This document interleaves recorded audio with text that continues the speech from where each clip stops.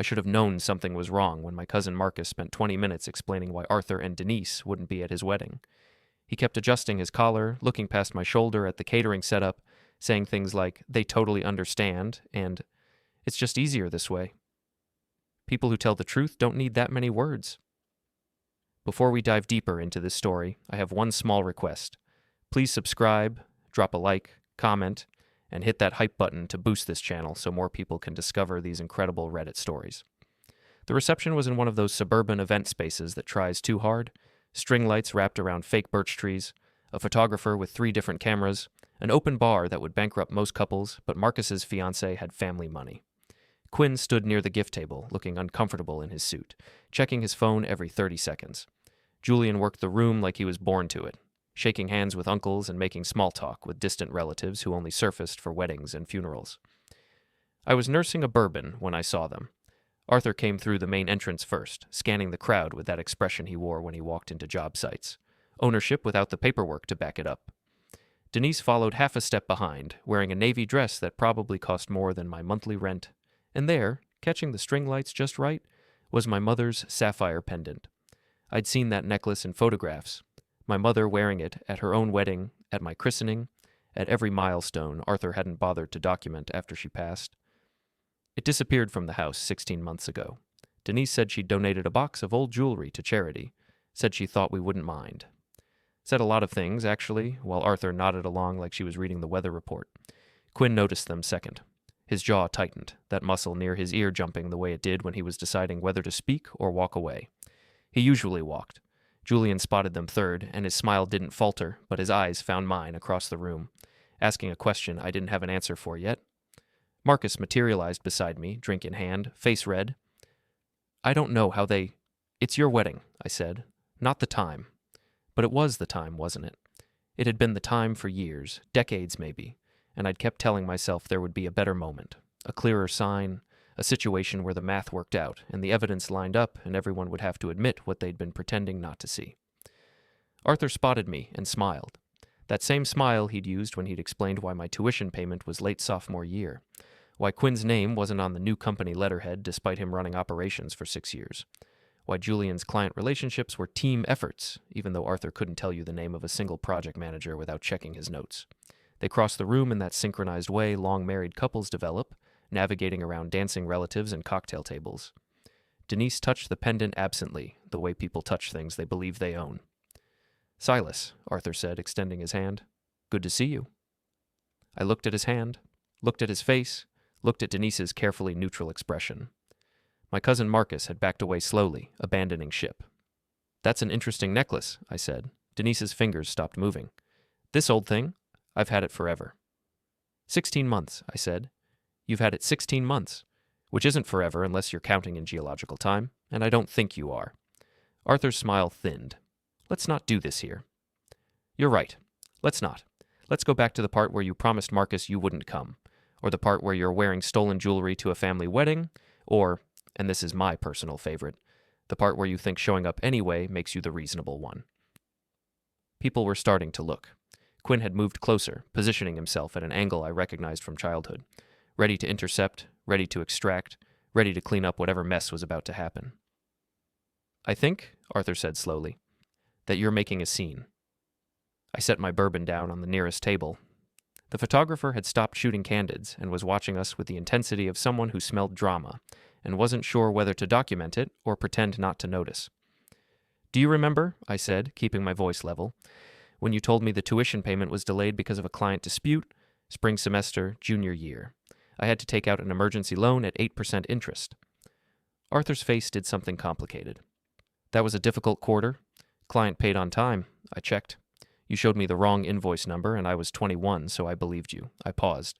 "The firm had $63,000 in operating surplus that quarter. That's a matter of public record, by the way. Corporation filings."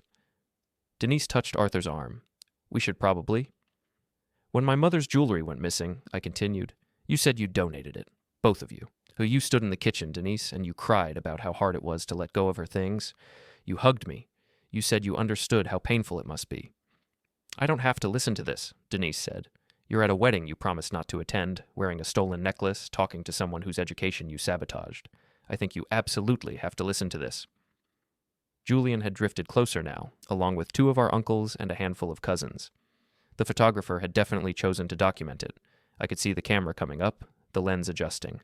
Arthur tried a different approach. "You boys have had a hard time accepting Denise. I understand that. Losing your mother was—" "Don't," Quinn said. First word he'd spoken all evening. "Don't finish that sentence." Arthur looked at him, surprised. Quinn didn't usually engage. Quinn usually removed himself from situations when they escalated, retreating to spreadsheets and logistics where emotions didn't complicate the mathematics. "The firm," I said, redirecting. "Let's talk about the firm.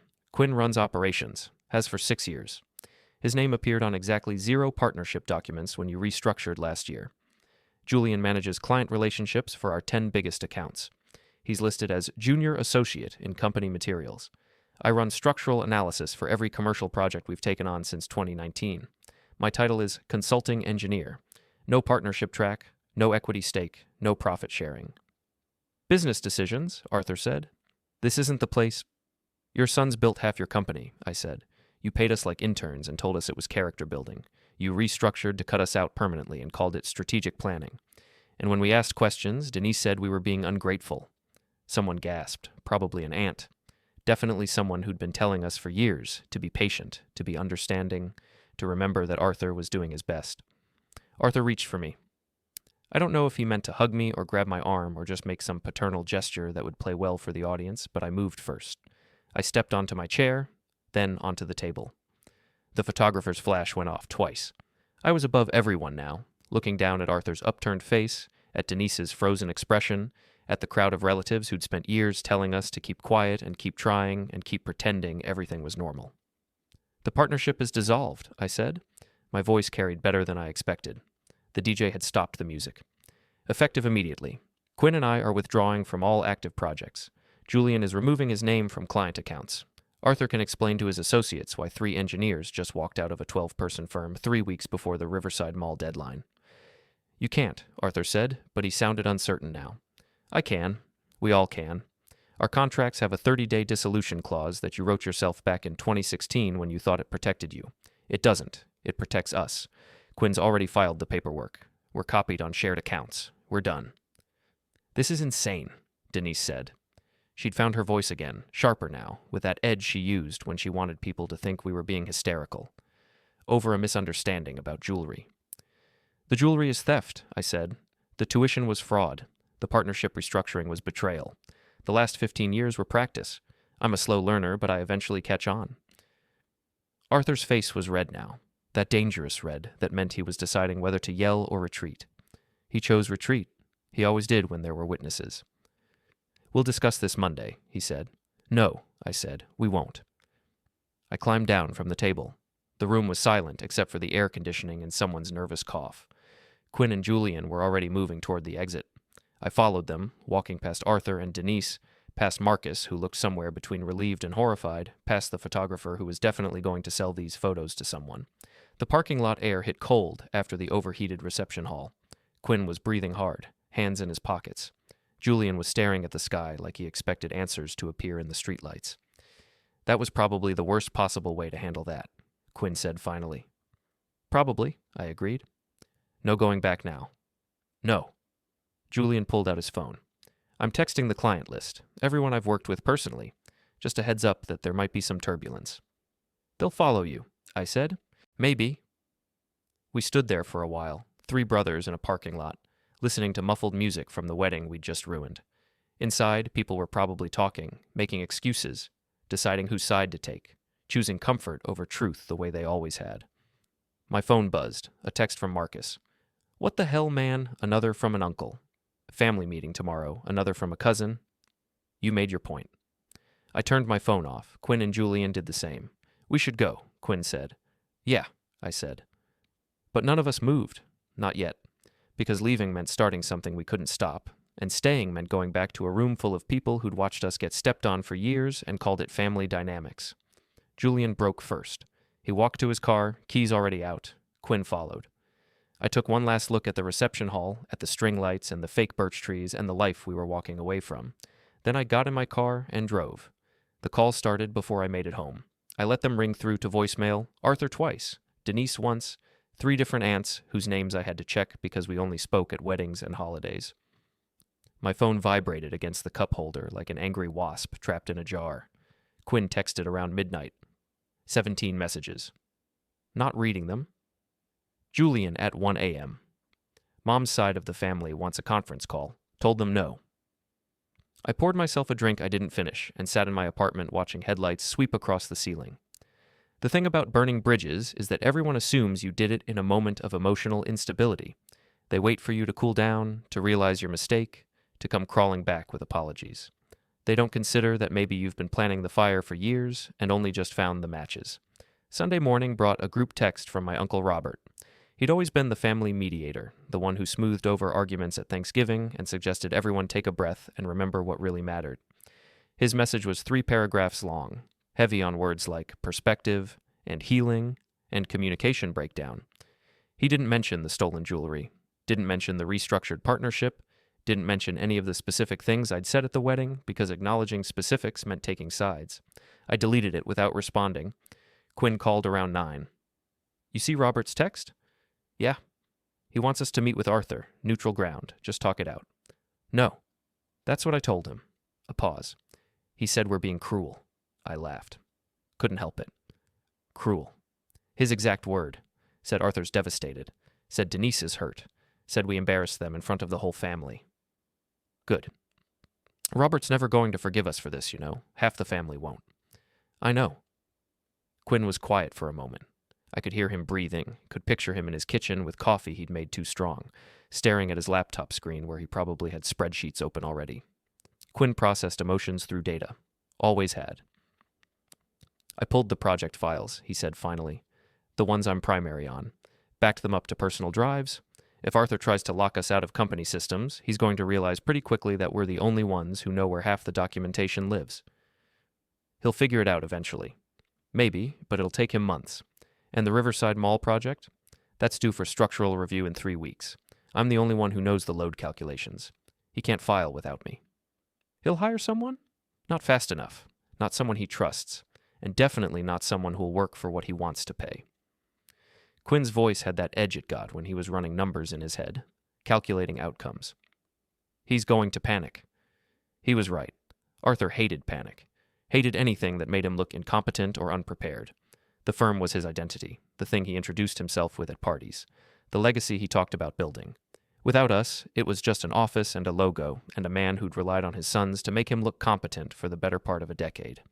Let him panic, I said. Julian called an hour later. His approach was different, less data, more people. I talked to Dennis Kowalski. Dennis was one of our biggest clients. Commercial developer, 30-year relationship with Arthur, except Arthur hadn't actually spoken to Dennis in 5 years. Julian had handled every interaction, every deadline, every problem that needed solving. And, I said, he didn't know there was a problem. Asked me what was going on with the team. I told him the truth, that we were dissolving our partnership with Arthur and would be forming our own firm. Asked him if he wanted to be kept in the loop. What did he say? He said yes. Julian sounded almost surprised. Just like that. Yes. Keep him in the loop. Call him when we're set up. Arthur's going to lose his mind. Arthur's going to lose his business. Dennis isn't the only one I called. I spent the morning going through my contact list. Everyone I've worked with personally. I didn't poach, didn't badmouth Arthur, just explained the situation and asked if they wanted continuity of service. He paused. 8 out of 10 said yes, Silas. They don't care about Arthur. They care about getting their projects done right. I should have felt something. Satisfaction, maybe. Or vindication? Instead, I felt tired. Tired of the careful diplomacy, the measured responses, the years of pretending that working for scraps was somehow character building. There's going to be fallout, I said. There's already fallout. Aunt Michelle called me this morning. 45 minutes about how we're tearing the family apart. How could we do this to Arthur? How ungrateful we are. How your mother would be ashamed. That last part landed wrong. She said that? Word for word. I hung up on her. Julian never hung up on people. Julian was the smooth one, the one who could talk an angry client down from a ledge or negotiate an extension without making it seem like a favor. If he'd hung up on Aunt Michelle, things were worse than I'd thought. The messages kept coming all day. Some sympathetic, a few cousins who'd apparently noticed the favoritism over the years and were quietly rooting for us. Most were variations on the same theme. We were overreacting, we were hurting Arthur, we needed to think about the family. Couldn't we just apologize and move on? Nobody asked about the jewelry, nobody asked about the tuition, nobody wanted to talk about the specifics because specifics were uncomfortable and required them to choose a side based on facts instead of feelings. Monday afternoon, Arthur tried a different approach. He showed up at my apartment. I saw him through the window, standing in the parking lot, looking up at my building like he was trying to remember which unit was mine. He'd aged in the last 2 days. Or maybe I'd just never looked at him clearly before. His shoulders had that defeated slope, his shirt was wrinkled, and he walked to my door with the hesitant steps of someone who wasn't sure of their welcome. He knocked. 3 times, evenly spaced, the way he used to knock on our bedroom doors when we were kids, and he wanted to talk about report cards or summer plans or whatever father-son bonding exercise he'd read about in a parenting book. I opened the door but didn't invite him in. "Silas," he said. Just my name, nothing else, like it was supposed to be enough. "You should leave. I want to talk. We're past talking." He looked past me into my apartment, taking in the half-packed boxes I'd started filling that morning. I was moving, didn't know where yet, but staying in this city with Arthur and Denise felt like leaving a wound open to infection. "I don't understand," Arthur said. "I've given you boys everything." "Stop. You have to see how this looks. Walking out of the firm, taking clients, turning the family against me. Your mother—" "Don't," I said. The word came out harder than I meant it to. "Don't you dare talk about her. You let Denise wear her jewelry. You let her erase every trace of her from that house. You replaced her, and then you replaced us, and now you're standing here acting like you're the victim. Denise is a liar. You're an enabler, and I'm done pretending either of those things is complicated." Arthur's face did something I'd never seen before, a kind of collapse, like all the structure underneath had just given way. For a second I thought he might cry.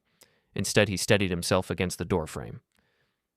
"The firm can't survive without you boys," he said quietly. "You know that." "Yes." "So this is it? You're just going to let everything I built fall apart?" "Everything you built?" I repeated. "Not we. You. That's the problem, isn't it? You never saw us as partners, just as labor you didn't have to pay market rate for." "That's not fair." "It's accurate. Fair would have been equity. Fair would have been my name on the letterhead. Fair would have been Denise not going through my mother's things like she was shopping at an estate sale." Arthur flinched. "She didn't mean—" "I don't care what she meant. I care what she did. And I care that you let her do it. And I care that when I called you on it, you made me feel like I was the problem. I'm your father. You're a man who shares my genetics and who spent the last 15 years proving that's not enough." He stood there for a long moment, looking at me like I was speaking a language he'd never learned. Then he nodded slowly, pushed himself off the doorframe, and walked back to his car without another word. I watched him drive away and felt nothing. That was the strangest part. No satisfaction, no regret, no anger. Just the quiet certainty that I'd been carrying his weight for too long and had finally set it down. Quinn texted that evening. Arthur locked us out of company systems. "Julian. Figures. Too late, though. Already have what we need." Me. Let him scramble. We spent the next 3 days filing paperwork. LLC formation, business licenses, insurance bonds. Quinn found us temporary office space in a strip mall between a tax preparation service and a martial arts studio. It was ugly and cheap and exactly what we needed, a place to rebuild that didn't carry Arthur's fingerprints. The family group chat went silent after Tuesday. Nobody knew what to say anymore. The sides had been drawn. Some people had chosen Arthur out of loyalty or habit or discomfort with conflict. Others had chosen us, quietly, through private messages and carefully worded texts that never mentioned Arthur by name. Most had chosen nothing. They'd simply stopped talking to any of us, waiting for the dust to settle, hoping someone else would fix it. Thursday night, I got a message from Denise. Just one line. "You're going to regret this." I stared at it for a while, trying to figure out what she thought that would accomplish. Was it supposed to be a threat? A warning? A prediction? I typed back, "Already don't." Then I blocked her number and went to bed. The new office smelled like industrial carpet cleaner and old coffee. Quinn had set up a folding table with 3 laptops and a printer that jammed every 5th page. Julian brought in a coffee maker that cost more than our monthly rent and a framed photo of the 3 of us from before Arthur remarried, back when we still smiled in pictures without checking who was watching. We filed the paperwork on a Tuesday, Thorne Brothers Engineering. Quinn wanted something more corporate, something that sounded established, but Julian argued that clients hired people, not brands. I broke the tie because I liked the directness of it. No hiding behind acronyms or clever wordplay. Just our name, the one Arthur had given us, and then tried to take away. The first client meeting was scheduled for Thursday morning. Dennis Kowalski, the commercial developer Julian had courted away from Arthur with nothing but honesty and a phone call. He showed up 15 minutes early, looked around our strip mall office with its flickering fluorescent lights and water-stained ceiling tiles, and laughed. "This is where you landed," he said. "Temporarily," Julian replied, smooth as always. "We're prioritizing operational capacity over aesthetics." Smart. Dennis sat in one of our 4 chairs, folding chairs bought at a hardware store the day before. "Arthur called me yesterday, 3 times, left 2 voicemails, wanted to know if I was unhappy with his services." "And?" I asked. I told him I wasn't unhappy with his services because I'd never actually used his services. "I used yours." He pulled out a tablet, swiped through what looked like project files. "The Riverside Mall situation. He seems to think he can complete it without you." Quinn spoke up from his laptop. "He can't. The structural analysis is mine. He doesn't have access to the load calculations, the stress models, or the material variance reports. He could hire someone to redo it from scratch, but that would take 6 weeks minimum and cost him 3 times what we charged. Can you complete it?" 2 weeks. Same price structure as before." Dennis nodded slowly, considering. "He's going to make this difficult, you know. Business relationships in this town run deep. He's got friends, connections, people who owe him favors." "We know," I said, "and you're doing it anyway." "We're doing it because of that." Something shifted in Dennis's expression. He set down his tablet and leaned back in the folding chair, which creaked ominously. "My father worked for a firm that treated him like disposable equipment. 30 years, no partnership, no equity, just promises. When he finally left, they tried to destroy him. Took 2 years, but he rebuilt. When he retired, he told me 2 things. Hire good people and treat them like they're irreplaceable, because one day they will be." "Your father sounds smart," Julian said. "He was. He also told me that men who build empires on their sons' backs usually end up with neither empire nor sons." Dennis stood. "I'll send the Riverside contract over today, standard terms. If you need a reference for other clients, use my name." After he left, the 3 of us sat in silence for a minute. Quinn was the first to speak. "That's one." 9 more confirmed," Julian added. "Another 6 waiting to see how this plays out." "Arthur's going to escalate," I said. "Let him." But escalation came faster than expected. That afternoon, my cousin Eric, the hostile one, the one who'd always taken Arthur's side in every family argument, showed up at the office unannounced. He didn't bother with pleasantries. "You're destroying him," Eric said, standing in the doorway like he was afraid touching anything in our office would contaminate him.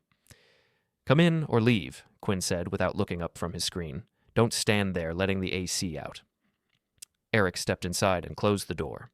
He was dressed for a corporate office. Suit, tie, leather briefcase that probably cost more than our entire furniture budget. He worked in finance, made decent money, and had spent the last decade telling anyone who would listen that Arthur was a visionary entrepreneur who'd built something from nothing.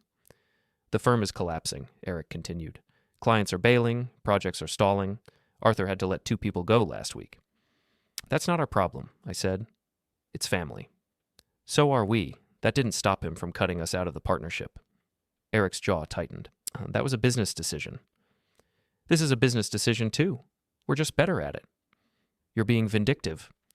"We're being professionals. There's a difference."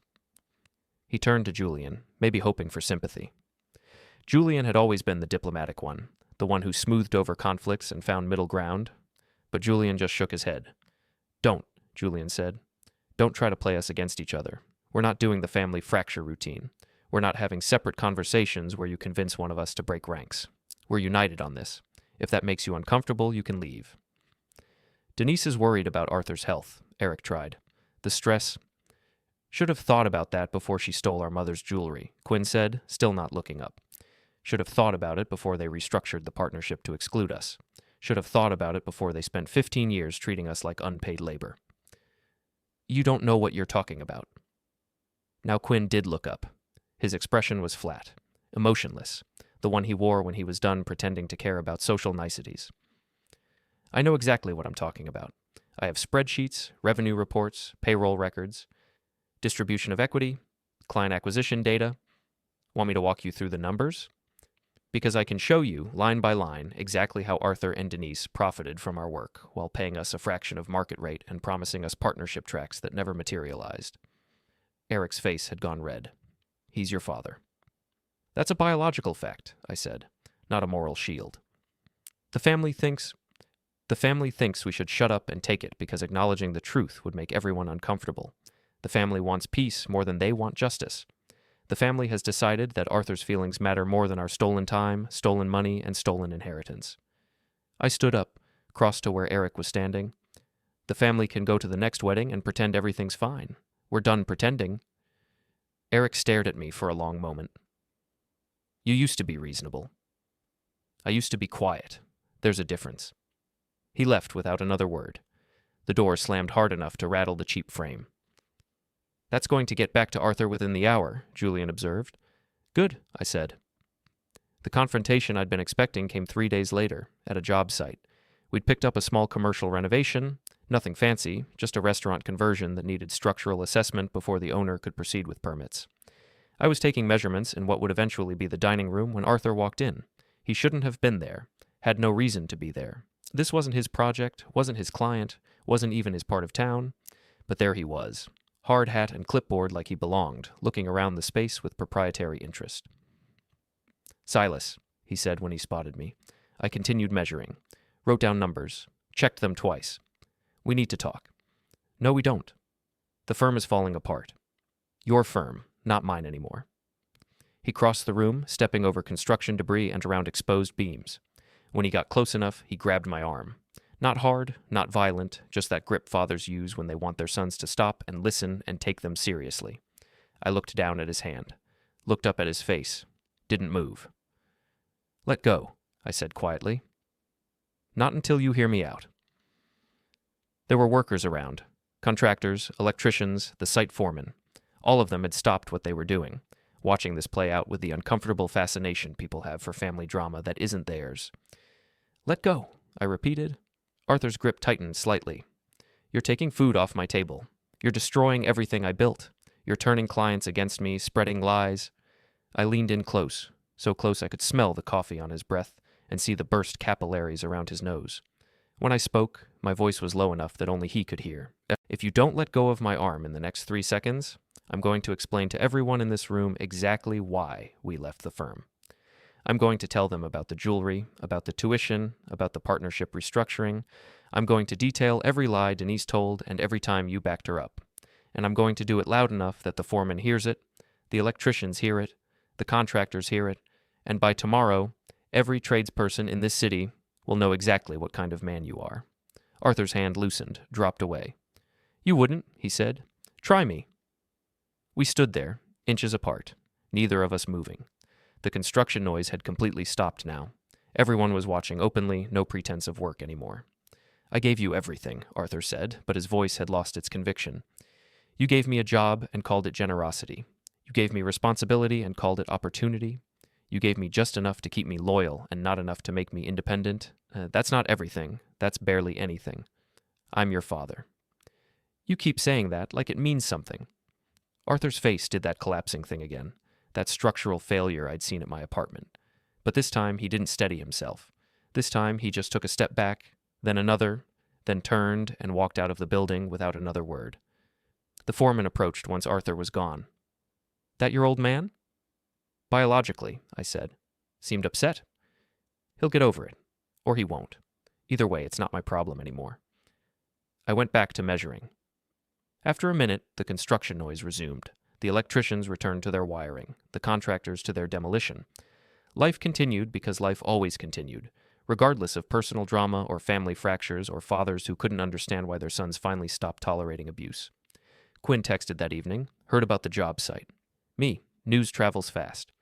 Quinn, Arthur's scrambling. Tried to undercut our bid on the Morrison project.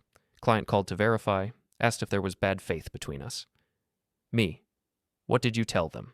Quinn, the truth, that we left because he restructured to exclude us. Client went with our bid anyway, said they valued honesty. Julian called around 9. Denise is making moves. What kind of moves? Social ones. She's hosting a dinner party next week. Invited half the extended family, Aunt Michelle, Uncle Robert, the Johnsons, the Castellis, everyone who matters for optics. So she's going to paint us as the villains. She's going to cry about how we abandoned Arthur. She's going to wear your mother's jewelry and play the wounded stepmother. And everyone there is going to eat it up because it's easier than admitting they watched us get mistreated for years and did nothing. I thought about that for a moment. Thought about Denise in her expensive dress, holding court, manipulating sympathy from people who'd rather believe a comfortable lie than an uncomfortable truth. Let her, I said finally. That's it? Just let her? For now. She thinks she's controlling the narrative. Let her think that. And later? Later we show everyone exactly what she's been doing, but not yet. Let her get comfortable first. Let her think she's won. Julian was quiet for a moment. Then, you're scarier than I thought. I learned from the best, I said. Arthur taught me patience. Denise taught me that people believe what they want to believe, and both of them taught me that sometimes you have to let someone hang themselves with their own rope. That's dark. That's accurate. After we hung up, I sat in my apartment, my new apartment, 3 miles farther from Arthur's house, and thought about Denise, about her dinner party and her stolen jewelry and her carefully constructed image. She thought she was clever, thought she'd covered her tracks, thought the family was too invested in peace to choose sides. She was wrong about that last part. The family wasn't choosing peace. They were choosing comfort, and comfort was a much more fragile thing. The storage unit was in one of those facilities off the highway where people keep things they can't bear to throw away but don't want to see every day. I found it through shared financial documents. Arthur and Denise had joint accounts, and I still had access to the banking portal from when I'd helped them set up automatic payments 2 years ago. They'd never revoked my credentials. Unit 247. Monthly charge of $95, paid automatically on the 15th. It had been active for 18 months, right around the time my mother's jewelry disappeared. I drove out on a Saturday morning when the facility was mostly empty. The gate code was in the same document folder as the unit number. Arthur was meticulous about passwords and security, but only for things he thought people might try to access. He'd never considered that I might be looking. The unit was climate-controlled, which meant Denise was storing something she considered valuable. I stood outside for a moment, looking at the orange door with its combination lock, thinking about the line I was about to cross. This wasn't theft. Technically, I had legitimate access to the accounts and the information, but it felt like trespassing anyway, like opening a door I wasn't supposed to know existed. I opened it anyway. Inside were boxes. Labeled, organized, stacked with the same attention to detail Denise brought to everything else in her life. Holiday decorations, old tax documents, Arthur's college yearbooks. And in the back corner, 3 medium-sized containers marked only with dates. I opened the first one, my mother's jewelry, all of it. The sapphire pendant Denise had worn to Marcus's wedding, the pearl earrings from my grandmother, the gold bracelet my father had given my mother on their 10th anniversary. Things I'd been told were donated, scattered, gone forever. She hadn't sold them, hadn't given them away. She'd just hidden them where she thought no one would look, keeping them like trophies or insurance policies, or maybe just because she could. I took photos. Every piece, every angle, the box labels, the unit number visible in the frame. Then I took the jewelry boxes themselves, carefully, quietly, leaving everything else undisturbed. Locked the unit behind me, drove home with my mother's things in a bag on the passenger seat. Quinn called that afternoon. Arthur's hired a lawyer. For what? Client poaching. Says we violated non-compete agreements and stole proprietary information. We didn't sign non-competes. He never required them. I know. His lawyer probably knows too. But he's hoping we don't have the money to fight it, or that clients will get nervous and back out. Will they? Dennis Kowalski laughed when I told him. Said if Arthur wanted to sue someone for doing good work, he could waste his own money. The others are holding steady so far. I told him about the storage unit, about the jewelry. Quinn was silent for a long moment. You broke in? He finally asked.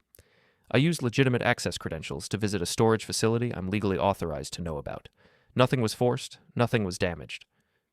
That's a very careful way of phrasing it. I learned from Arthur. He's very good at technically legal behavior that's morally questionable. What are you going to do with it? Return it, I said. Personally. Quinn understood immediately. When? Tonight. I drove to Arthur's house after dark. The neighborhood was one of those planned developments where every house looked subtly similar and the homeowners association sent threatening letters if your grass got too long. Arthur and Denise had lived there for 12 years, in a 4-bedroom colonial with a 2-car garage and a front lawn that required professional maintenance. The lights were on downstairs. I could see Denise moving past the kitchen window, probably cleaning up after dinner. Arthur's car was in the driveway. Both of them home, both of them unprepared for what was about to happen. I parked on the street and walked up the driveway carrying the jewelry boxes in a shopping bag. Rang the doorbell, waited. Denise answered. She was wearing casual clothes, yoga pants and a sweater, her hair pulled back. When she saw me, her expression cycled through surprise, confusion, and then something that might have been fear. "Silas," she said. "What are you?" "I found your storage unit." Her face went carefully blank. "I don't know what you're talking about." "Unit 247, Highway Storage Solutions. $95 a month, paid automatically from the joint checking account Arthur thinks I don't have access to anymore. You need to leave." "In a minute." I held up the shopping bag. "I brought you something." Arthur appeared behind her, drawn by voices. "What's going on?" "Your son is trespassing," Denise said. "I'm standing on your driveway, which is technically not trespassing until you ask me to leave, and you haven't asked yet." I looked at Arthur. "Did you know? About the storage unit? About the jewelry she told us was donated?" Arthur's expression did something complicated. "Denise, what is he—" "He broke into our storage unit," Denise interrupted. "He stole—" "I used credentials you gave me 2 years ago when you needed help with your online banking. I accessed a facility you pay for with money I can legally view. And I retrieved property that belonged to my mother, which you claimed was donated but was actually hidden." I set the shopping bag down on their doorstep, pulled out the jewelry boxes one by one. The sapphire pendant, the pearl earrings, the gold bracelet, the diamond ring, the silver locket. All of it. Everything you said was gone. Denise's face had gone pale. Arthur stared at the boxes like they were evidence at a trial he hadn't prepared for. "I can explain," Denise started. "Don't," I said. "Don't explain. Don't justify. Don't tell me you were keeping them safe or planning to give them back or any other story you've been rehearsing in case this moment ever came. Just listen. You can't talk to me like—" "I can. I am. And you're going to stand there and hear me out because if you close this door, I'm going to post every photo I took of that storage unit on every social media platform we share. Every family member will see it. Every friend, every business associate, everyone at your dinner party next week will know exactly what you've been hiding." Arthur found his voice. "You're blackmailing us." "I'm setting terms. There's a difference." I stepped closer, close enough that they both had to look up slightly to meet my eyes. "Here's what happens next. You're going to stop trying to sue us for client poaching. You're going to stop bad-mouthing us to potential clients. You're going to stop using family connections to damage our reputation, and Denise is going to stop playing the wounded stepmother at dinner parties." "Or what?" Denise asked. Her voice had taken on that sharp edge, the one that meant she was done pretending to be reasonable. "Or I show everyone what you really are. Not just the jewelry, everything. The tuition payments that mysteriously stopped, the partnership restructuring that coincidentally excluded Arthur's sons, the financial records showing how much you've profited from our work while paying us below market rate. All of it. Documented, dated, backed up in multiple locations." "You're bluffing," she said. I pulled out my phone, showed her the photos, storage unit, boxes, jewelry, dates on the labels matching exactly when she'd claimed everything was donated. Her face in the screen's glow looked older somehow, harder. "I'm not bluffing, and I'm giving you a choice. Back off, and this stays private. Push us, and I make it public. You decide." Arthur put his hand on Denise's shoulder. "Maybe we should—" "Don't touch me," she snapped, shrugging him off. She was staring at me now with undisguised hatred. "You think you're clever. You think you've won something. I think I've made my position clear. Your position is that you're willing to destroy your father's business over a misunderstanding. My position is that I'm willing to defend myself against people who've been stealing from me for years. You chose to make it a war. I'm just fighting back." "This isn't over," Denise said. "It could be. That's what I'm offering you. Walk away. Let us build our business in peace. Stop trying to sabotage us. It's not complicated." "And if I don't?" I leaned in close, so close I could see the makeup settling into the fine lines around her eyes, the carefully maintained facade starting to crack. When I spoke, my voice was barely above a whisper. "Then I ruin you, not legally. Not through courts or lawyers or any system you can manipulate. Socially. I show everyone who you really are. The woman who stole from her stepchildren, the woman who wore stolen jewelry to family events, the woman who lied about donations while keeping everything locked in storage like some kind of dragon hoarding gold, and I'd do it in front of everyone you've spent the last decade trying to impress. You wouldn't. I already embarrassed Arthur at a wedding in front of 60 people. What makes you think I won't do worse?" Denise's jaw tightened. For a moment, I thought she might actually take a swing at me. Her hand had curled into a fist, her body had tensed. But she caught herself, forced her hand open, took a breath. "Get off my property," she said. "Not your property. Arthur's property. You just live here." I picked up the jewelry boxes, put them back in the shopping bag, held it out to her. "These belong in your house now, or in a safe deposit box, or wherever you want. Just not in a secret storage unit where you can pretend they don't exist."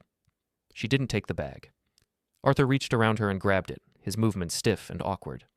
"Silas," he said quietly, "this isn't how I raised you." "No," I agreed.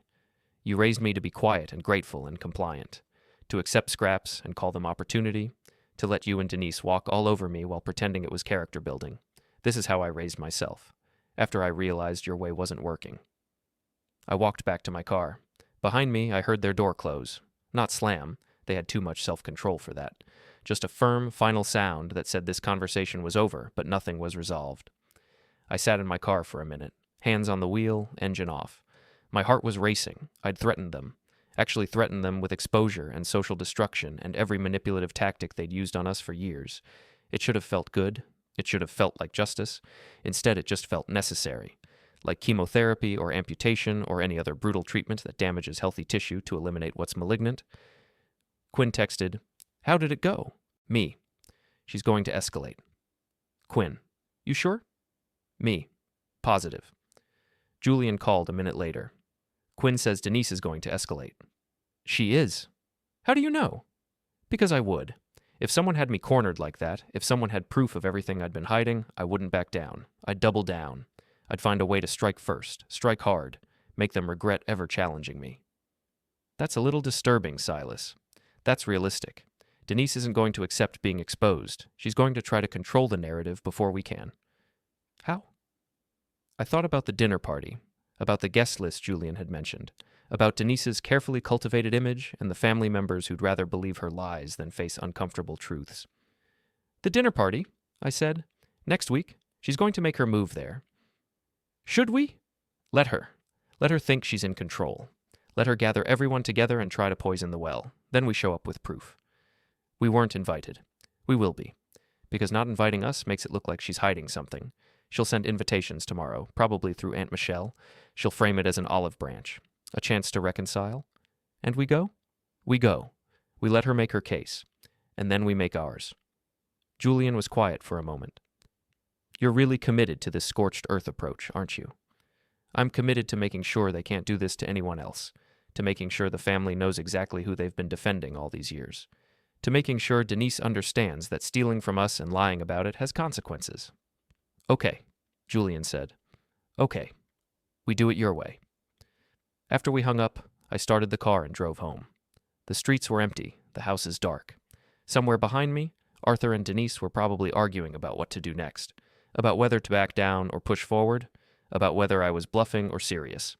They'd figure it out eventually, probably at the dinner party when I showed up with documentation and witnesses and a complete lack of interest in their comfort or dignity.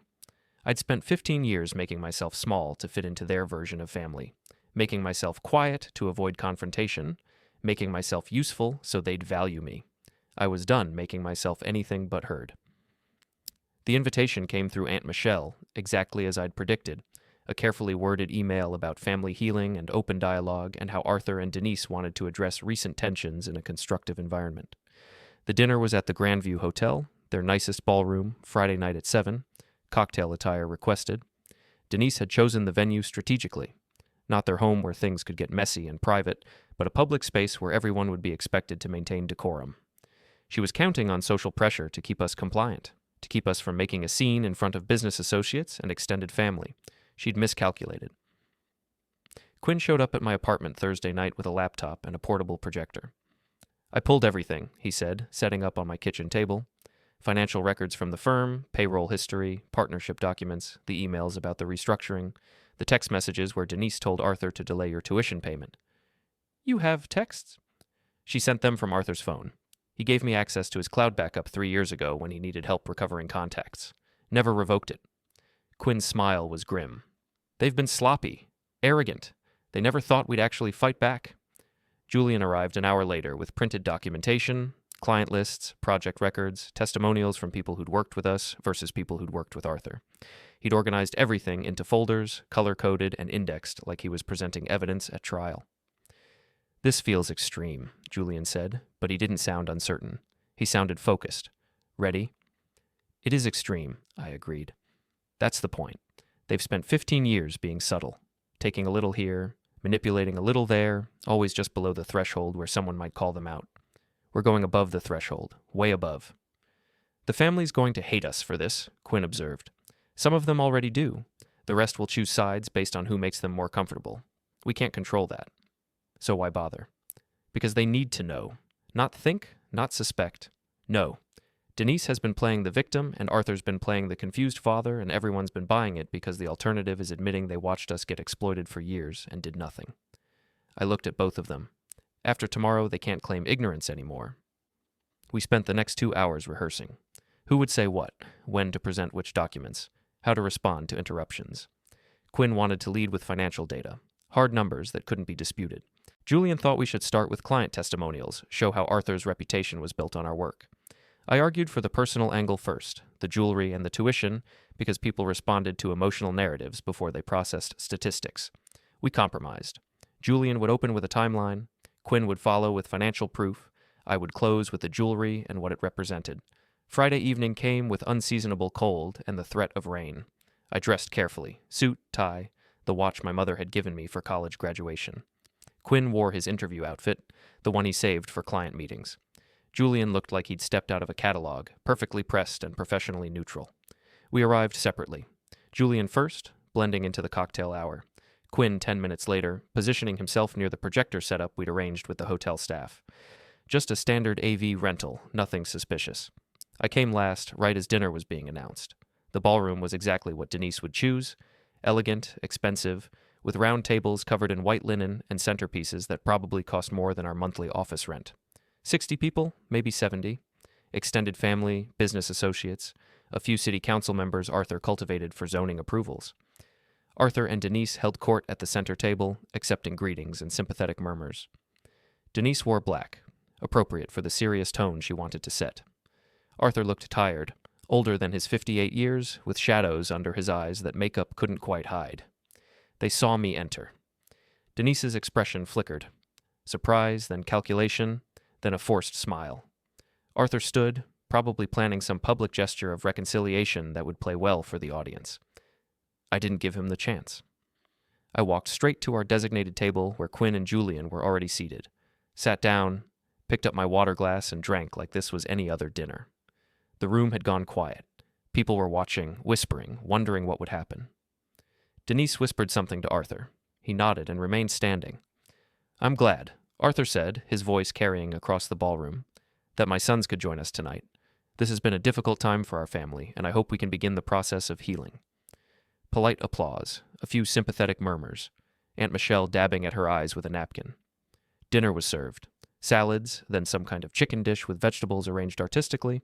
I ate mechanically, tasting nothing, watching Denise work the room between courses. She moved from table to table, touching shoulders, leaning in for private conversations, building her narrative brick by brick. After dessert, Arthur stood again, tapped his glass with a knife. The room quieted. "Thank you all for coming," he began. "I wanted to bring everyone together tonight because family is important to me. It's always been important. When my first wife passed away, I worried about how I'd raise 3 boys alone, how I'd provide for them, guide them, give them opportunities." He was good at this. His voice was steady, fatherly, tinged with just enough emotion to seem genuine without being maudlin. He talked about building the firm, about wanting to create something his sons could inherit, about making difficult business decisions that were misunderstood. "Sometimes," Arthur continued, "our children see things differently than we intend. They interpret business decisions as personal slights. They mistake structure for favoritism. And sometimes, in their hurt, they lash out." Murmurs of agreement. Heads nodding. Aunt Michelle was openly crying now. "I love my sons," Arthur said, looking directly at our table. "Despite everything that's happened, despite the pain of the last few weeks, I love them. And I'm hoping tonight we can start to rebuild what's been broken." More applause, louder this time. People were looking at us expectantly, waiting for us to stand, to accept the olive branch, to make this easier for everyone. Julian stood first. walked to the front of the room where Arthur stood. For a moment, it looked like he might actually embrace him, might actually accept the reconciliation Arthur was offering. Instead, he pulled out his phone and connected it to the projector. "That was a good speech," Julian said. His voice was calm, conversational. "Really moving. I almost believed it myself, and I know it's not true." He tapped his phone. The projector screen lit up. "But let's look at some facts." Arthur's face had gone rigid.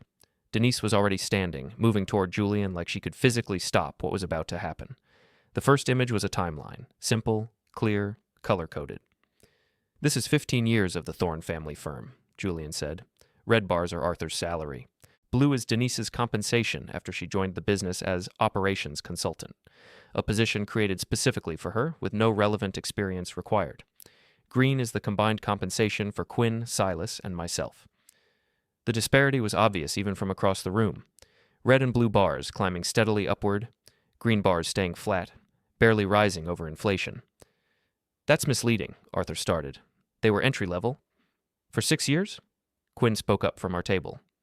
"Silas was entry-level for 6 years while managing structural analysis for every major project. I was entry-level while running operations." Julian advanced the slide. Project records, client testimonials, every single one mentioned us by name, Quinn's efficiency, my technical expertise, Julian's client relationships. Arthur's name appeared primarily in signatures and billing. "The firm's reputation," Julian continued, "was built on our work. The clients Arthur claims to have cultivated, I maintained those relationships. The operational efficiency he's proud of, Quinn designed those systems. The structural integrity everyone trusts, Silas guaranteed that." More slides, more proof. The room had gone completely silent now. People were leaning forward, reading the documentation, doing their own math.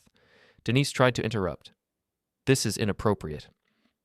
"What's inappropriate," I said, standing now, "is wearing stolen jewelry to a family wedding."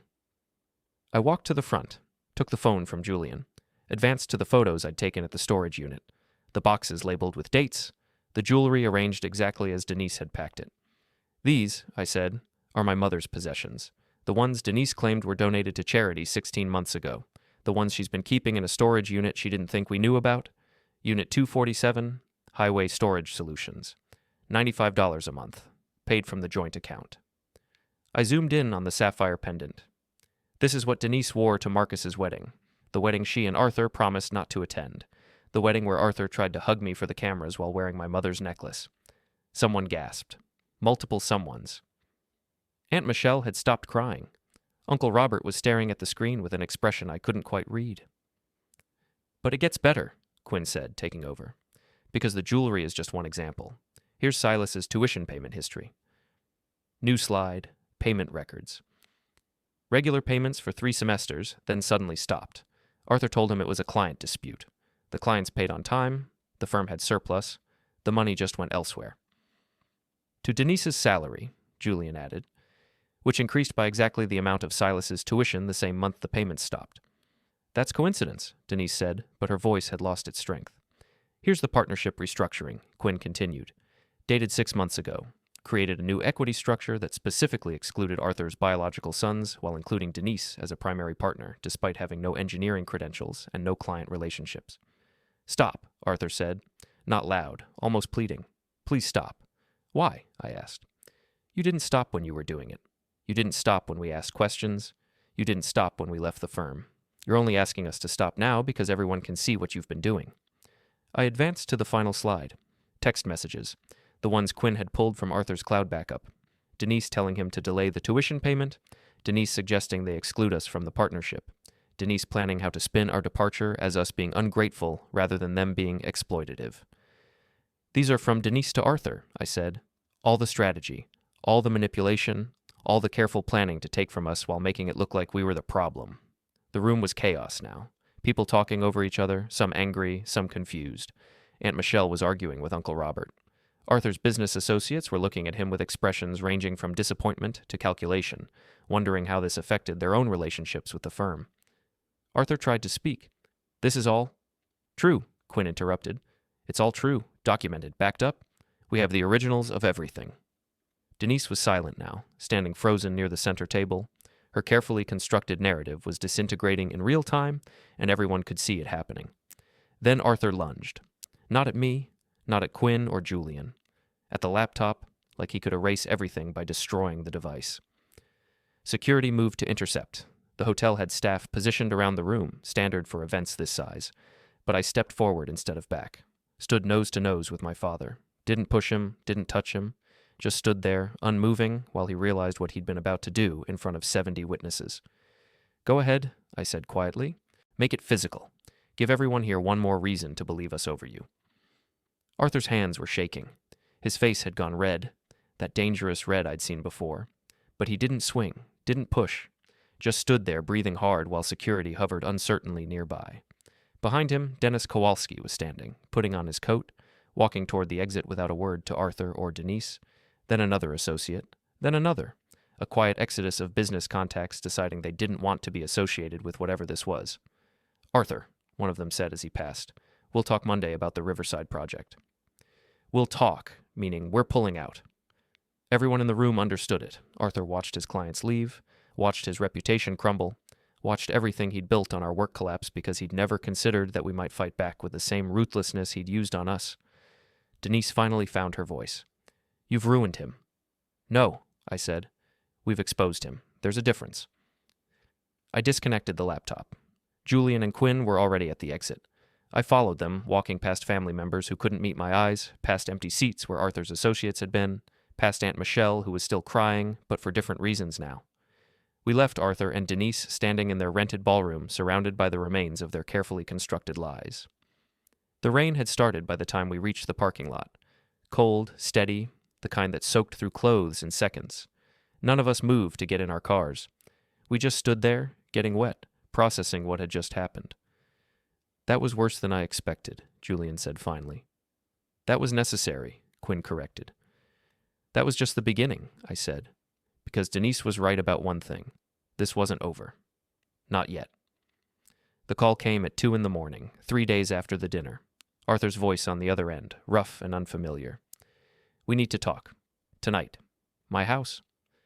I'd been expecting it. The silence from their side had been too complete, too strategic. When? I asked. Now. Come alone. I'll bring Quinn and Julian. No, just you. If you want this finished, come alone. I should have said no. Instead, I got dressed, got in my car, and drove through empty streets toward the house I'd grown up in. The storm that had been threatening all week finally arrived as I turned onto their street. Lightning split the sky, thunder following close enough that I felt it in my chest. Their house was dark except for one light in the front room. I parked and sat for a moment, watching rain sheet across my windshield. Then I walked to the door. Arthur opened before I could knock. He looked like he hadn't slept since the dinner. Eyes red-rimmed, face drawn, shirt wrinkled. Behind him I could see Denise sitting in the living room, perfectly still. Come in, Arthur said. I stepped inside. Nothing had changed. Same photos, same furniture, same careful arrangement Denise had implemented when she'd moved in and erased every trace of my mother's decorating choices. Arthur closed the door. Sit. I remained standing. You said you wanted to talk.